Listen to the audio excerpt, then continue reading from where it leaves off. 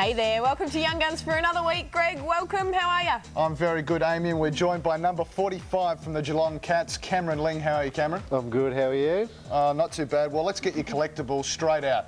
Let's do it. Well, here it is. This is the cricket bat that I made my first 100 with.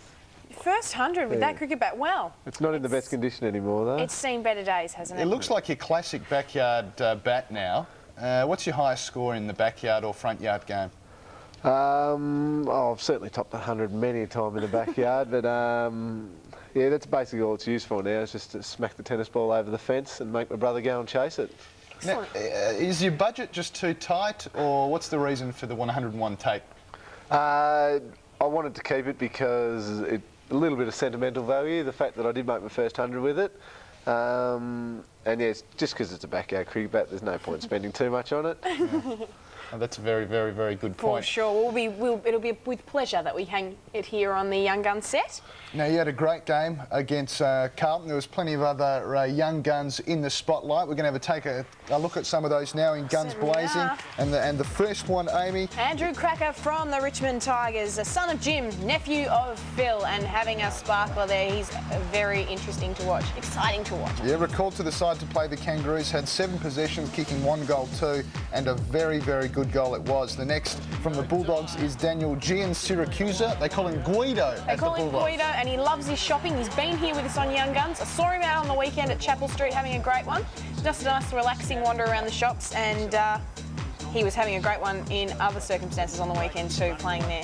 Yeah, good game. 14 kicks, 10 handballs, 6 marks and 2 goals, and he knows it. He gives several hand claps there. Very good game. Next is, we travel to the west. Dean Cox has had to shoulder the ruck responsibility with the absence of Mickey Gardner, but the big fella is holding his own, and last weekend helped the Eagles beat Sydney in a very, very close game. Had some good ruck contests, good shepherding. And Pele, Lundberg, you know, name any striker there, he's doing well. That was beautiful with those nice long legs. And next up here is Ben Fixter from Sydney, and he had a big one. Had a serious ankle injury last year, which held him back, but good to see him making his mark in 2002. Yeah. I'll fix your Fixter, I'm calling him. 13 kicks, 7 handballs and 1 goal. One of the top 3 players for the Swans, who they've been within a sniff of victory, but just haven't been able to crack it. He's a tank too. Look at him. It's pretty buff.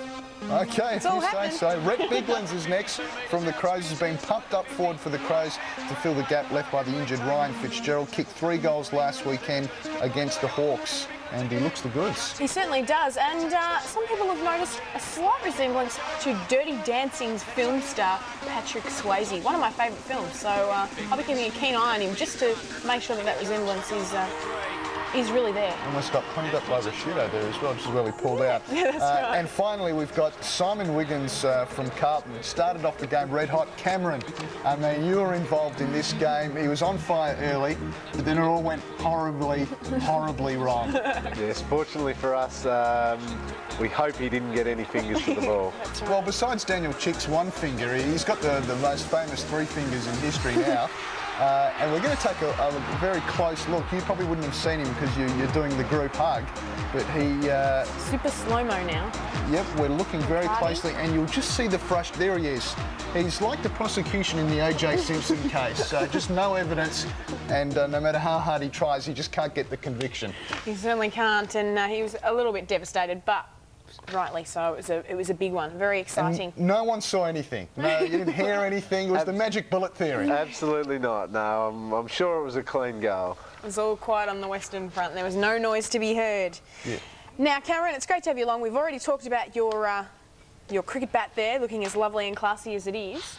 But you've had a big drama happen this week. I certainly have, yes. At training last night, I walked out from the rooms and found that my car was missing, and it wasn't one of the boys playing a practical joke. It had actually been stolen, unfortunately. Oh, no. Are you sure about this, that it's not a practical joke? No, it's a pretty nasty practical joke if they kept it going this long, but no, I've rung the police, and it's definitely been stolen. Oh, that is a shame. It sounds like a job for Young Guns Crime Stoppers.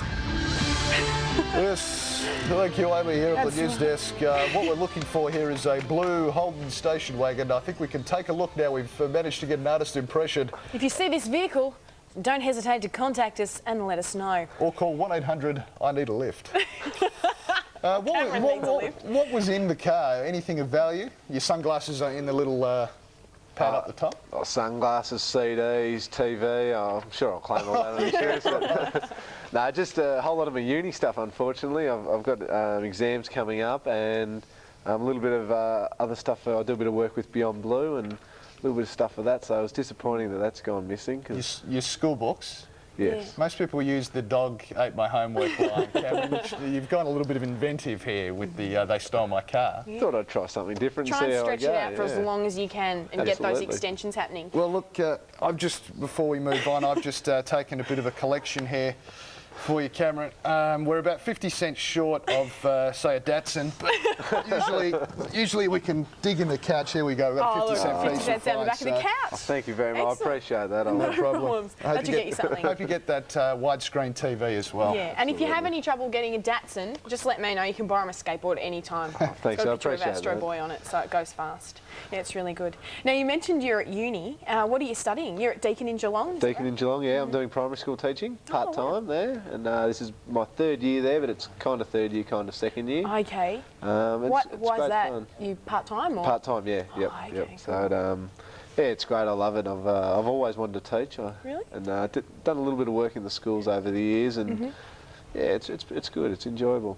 And, oh, sorry, Greg. I just cut you off rudely there. Very tactical of me, I thought. And are exams coming up for you now at this stage? Because you're part-time, do you still have that same workload? Yeah, the workload's a little bit less. I'm only about 8 or 9 hours a week, so it's fairly easy to fit in with training. But yeah, I do have an exam next Wednesday, which I better start studying for. Haven't done a whole lot of that. Well, your books are in the car. Oh, that's right. I can't do anything course. there. That's right. Yeah, it's for maths education subject. Okay. Your chalkboard technique, I always found it hard because I'd always write up or write down. Have you got that together? And also, what about the threatening the kids to behave? Have you got any of those, you know, sit up straight or you'll get the demerit point? Have you got any of those sort of strong, I mean, obviously they're really poxy things to say, but have you got any better ones? I'll tell you what, my blackboard technique is pretty ordinary. I'm the same. Actually, I write down. Oh, And I try as hard as I can to It's get an it equal, epidemic. but Yeah, it really is. that's something I've got to work on. As for disciplining the kids, I think just saying their name with a bit of tone in your voice and just give them a bit of a stare usually whips them back into line pretty quickly. excellent. Yeah, I'm a big fan of that one. I think that's the rules in my parents' house. That's what it sounds like when I'm in trouble. And how are you finding it? Are your lecturers a bit more lenient on you because they know you've got a big workload outside of university, like with your footy and stuff? Oh, they are a little bit. Yeah, they're usually fairly flexible. If especially if we've got an interstate trip or something like that, they don't mind if maybe I hand it in the next day. Oh, okay. Sometimes. Yeah. You're kidding me. All these I tell Deakin you students what. out there are going, I'm going to kill him, I'm going to kill him. I still lose 5%, but I don't fail Oh, well, that's okay. because of it. I think we can safely say you're the teacher's pet, Cameron. Doesn't teacher's matter if he pet. writes with a slope or not, he still is. Now, I believe you're sharing accommodation with a couple other players or another player. Is that information correct? No, I'm still living at home with Mum and Dad. I'm building a house at the moment, and a couple of boys might move in there, but okay. still at home with Mum and Dad, living the easy life and getting the meals cooked for me and the washing done. And basically everyone tells me never to move out, but I've got to get out of there eventually. It's a good money saver. How do you get on with your parents? And you know, is the trouble encroaching on your space at all? Is it? No, they're pretty good actually, Mum and Dad. They're pretty flexible and give me plenty of space. I think eventually I've got to get out and live a life sort of thing and away from them and make my own life. But no, they're fantastic. They don't mind, do whatever I want to do sort of thing. Was there anyone particular at the club? Would you go around and sort of do a few surveys to choose which players you might have move in your house? Absolutely, there's some I would not even think about moving in with. Any names? No, I can't. Better not saying. It's all any hush names. hush. Yeah. They know who they are. They're all vying for position down there. Say the Geelong Football Club was Big Brother. Who would you evict and why for bad habits or annoying behaviour? Oh, now that is a tough call. One I think you must be prepared to make here, I think, Cameron. Oh, that's a very tough call. You're going to give us the no comment, aren't you? You're going to give us the no comment. I'm going to have to. Because otherwise they'll never play backyard cricket with you again. That's right. will If they? I say anything now tomorrow at training, I'm just going to cop an absolute roasting from them. That's right. Well, stay with this, Cameron. We've got some music now, as we always do every week on Young Guns. These guys are from WA originally. This is Eskimo Joe with Liar. We'll be back after this.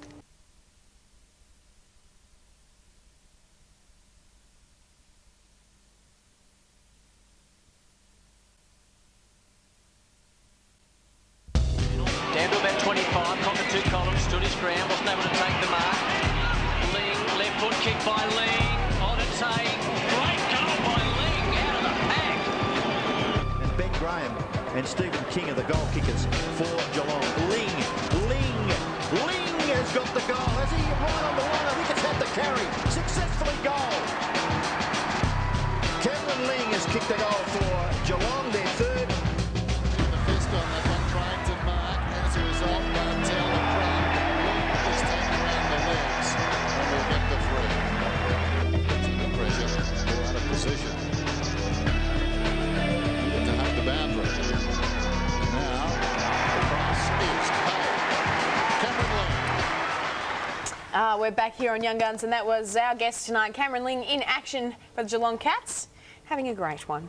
Lots of highlights. Now, Cameron, you went to school and you grew up in Geelong, so you're playing for your hometown team. You went to St Joseph's. It's a Catholic school, is that Yes, that's right. Yeah, I was lucky enough to stay in Geelong. A lot of blokes get drafted all over the place, but I got to stay in my hometown and the team I barracked for. Oh, excellent. Oh, you're very lucky on that one. Yeah. Now, you went to St Joseph's. We had James Bartel on a few weeks ago, and he went to St Joey's as well, but he was a few years behind you, is that right? Yes, that's right. Yeah, I knew Jimmy growing up there, and Jimmy.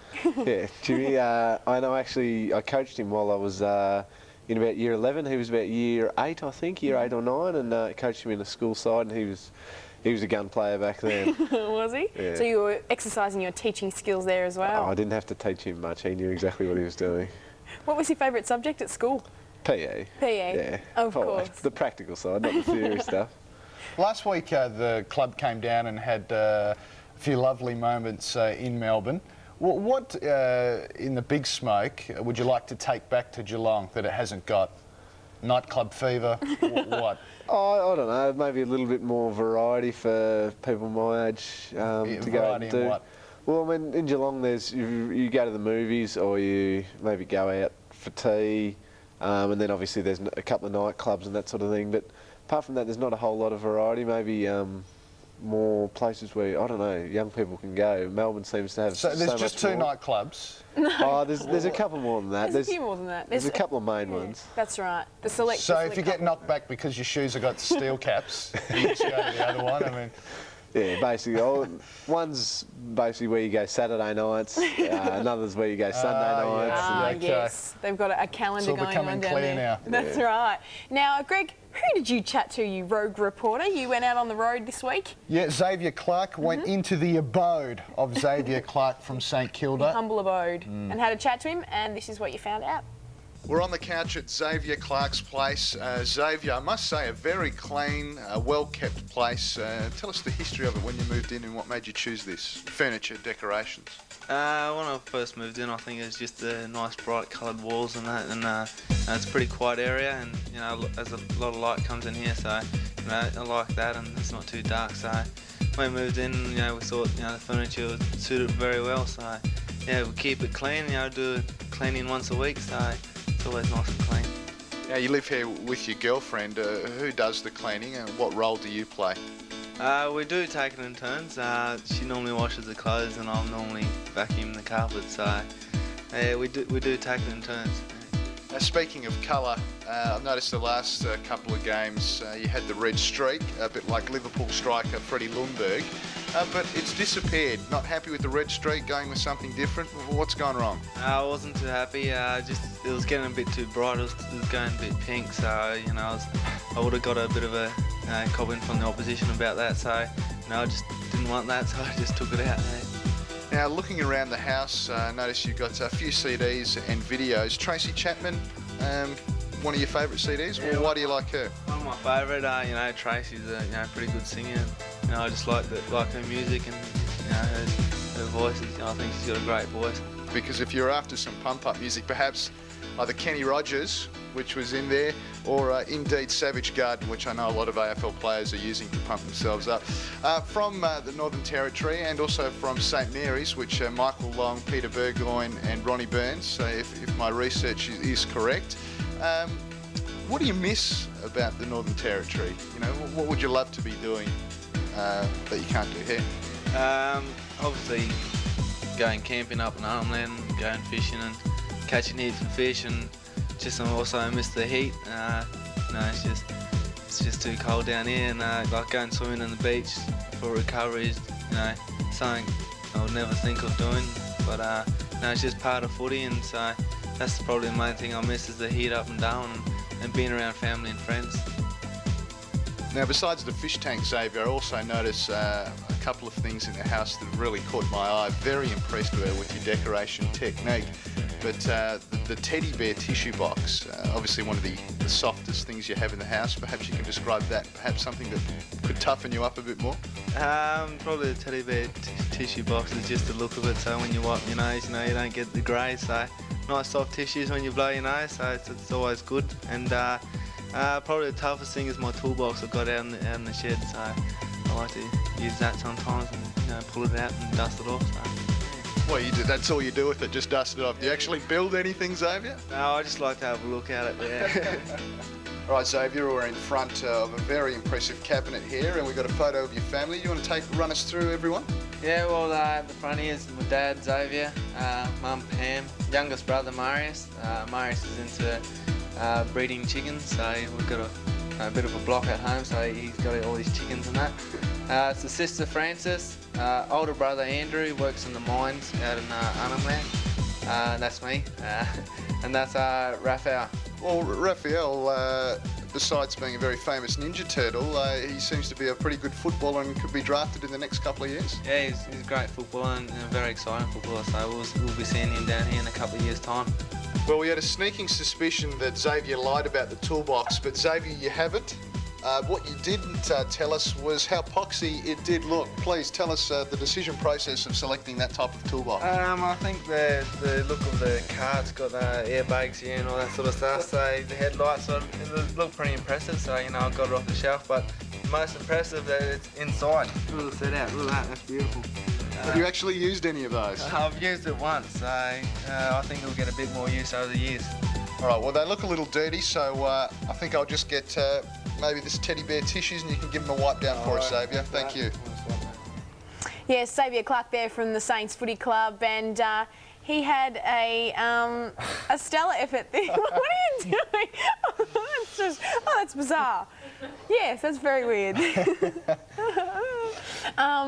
He had a really good game. Yeah, and you have got no idea what Rising you're Star, talking didn't about. he? He Yes, did. he got a This Rising year. Star nomination this year, He as certainly did did. for this round 11, I believe it was. Yeah, God, find me now. Ryan Hargrave from the Bulldogs had a very impressive game, and you've played against him, Cameron. Very good play. Against Ryan, yes, I have. Yeah, no, he's a very good player. He's very athletic. Lives in a house with Lindsay Gilby and another player from Western Bulldogs that's owned by Brad Johnson. 14 possessions, 5 marks, 2 goals. Is the Rising Star nominee. Yes, That's and a great. very impressive one there for the young fella. Now you're up again. You travel to Sydney this weekend to play the Swans. You've got the steam train plugger back in the team, unless he gets pulled at the last minute. We've actually got a little piece of action of you getting dumped to the ground here. Perhaps an indication of what you might come up against at the SCG.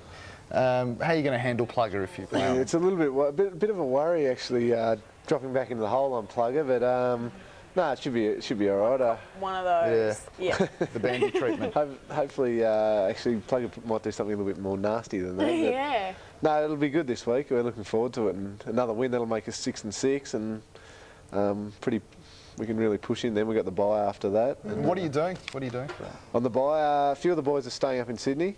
But I've actually got to come back for my exam, unfortunately. I would have liked to have stayed up there. And of course, if you can retrieve the books from the car. That's exactly it. right. I might stay up there yet. Yeah, that's right.